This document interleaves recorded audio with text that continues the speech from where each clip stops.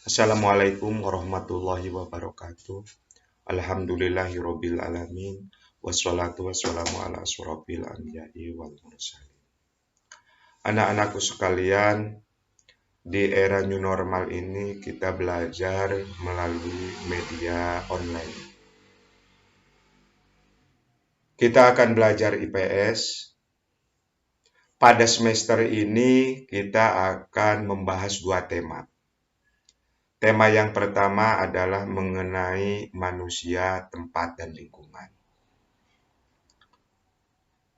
Tema ini sebenarnya anak-anak adalah suatu tema yang sudah dapat kita rasakan dalam kehidupan sehari-hari. Bisa dilihat, bisa diinjak oleh kaki kita, dan bisa dihirup udara segar kita.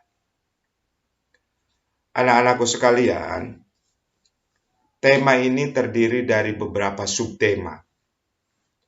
Subtema yang pertama adalah mengenai pengertian ruang. Yang disebut dengan ruang adalah anak-anak, seperti kita ketahui, adalah ada batasan. Kalau di atasnya ada langit-langit yang kemudian kita beri plafon, di sampingnya kita sebut dengan dinding, di bawah kita sebut dengan lantai. Maka sekali lagi, ruang adalah suatu tempat di permukaan bumi. Yang masing-masing ruang itu akan berbeda dengan ruang yang lainnya. Ruang itu dapat digunakan baik sebagian maupun seluruhnya. Oleh karena itu, anak-anakku sekalian, ruang ini juga sesuai dengan subtema kedua memiliki batasan-batasan. Ya. Batasan yang pertama adalah dilihat dari geosfer. Geosfer itu adalah bentuk permukaan bumi. Orang nanti menyebutnya disebut relief permukaan bumi. Yang kedua, bumi ini memiliki beberapa lapisan. Ada lapisan udara, ada lapisan batuan, ya. Dan lapisan-lapisan kehidupan. Batasan yang ketiga adalah batasan antroposfer, yaitu batasan kehidupan manusia.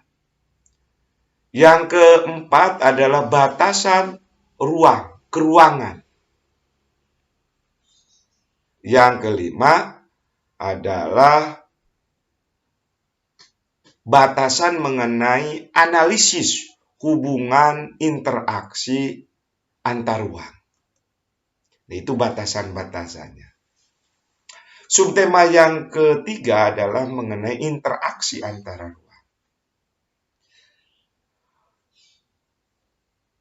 Bapak sudah mengatakan tadi, setiap ruang dengan ruang yang lain itu akan berbeda. Maka lahirlah apa yang disebut dengan interaksi.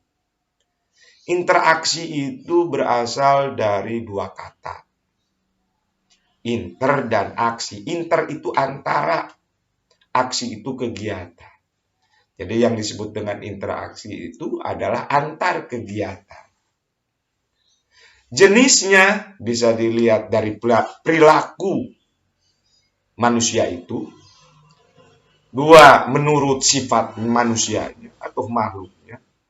Yang ketiga, menurut cara kontaknya. Itu jenisnya ya, jenis-jenis interaksi. Lalu kedua, bagaimana terjadinya interaksi antar ruang itu? Setiap ruang akan memiliki kelebihan dan kekurangan. Sebagai contoh, orang desa pasti membutuhkan kebutuhan orang-orang kota. Kebutuhan orang-orang kota mesti diperoleh dari orang-orang desa. Oleh karena itu, antar ruang akan saling mengisi dan mencukupi. Oleh karena itu, akan melahirkan kondisi saling bergantung. Oleh karena itu, tidak ada satu ruang pun yang memiliki keunggulan tersendiri. Tuh, ya. Yang keempat adalah subtemanya adalah perubahan akibat interaksi antara ruang. Perubahan ini diakibatkan oleh beberapa konsep, diantaranya mengenai pergerakan orang. Orang ada yang pindah dari desa ke kota.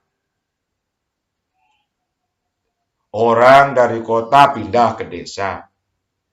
Ada beberapa alasan mereka pindah. Entah itu kebutuhan, entah itu rasa nyaman, dan lain sebagainya. Yang kedua, pergerakan barang dan perpindahan barang. Bapak sudah mengatakan tadi, produksi pada umumnya yang diperoleh oleh masyarakat kota berasal dari desa, biasanya pada umumnya adalah kebutuhan-kebutuhan pokok. Contoh sayuran. Sayuran dikirim dari desa, dibeli oleh orang kota. Nah, orang kota juga dibutuhkan oleh orang desa. Misalnya produk-produk industri dan lain sebagainya. Yang ketiga, pergerakan dan gagasan serta informasi komunikasi. Apalagi di era sekarang ini, informasi dengan cepat, maksud Bapak, dapat diperoleh melalui berbagai media. Di antaranya termasuk pembelajaran kita ini. Tuh.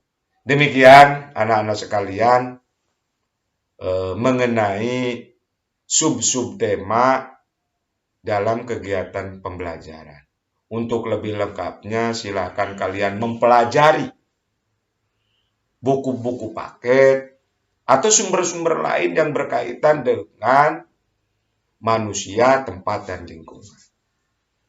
Yang pada akhirnya dapat kalian lihat, dapat kalian rasakan bahwa semua itu merupakan anugerah yang diberikan oleh Allah Subhanahu wa Ta'ala kepada kita untuk dapat disyukuri, untuk dapat dimanfaatkan sebesar-besarnya bagi kehidupan makhluk hidup yang ada di alam ini. Demikian dari Bapak. Assalamualaikum warahmatullahi wabarakatuh.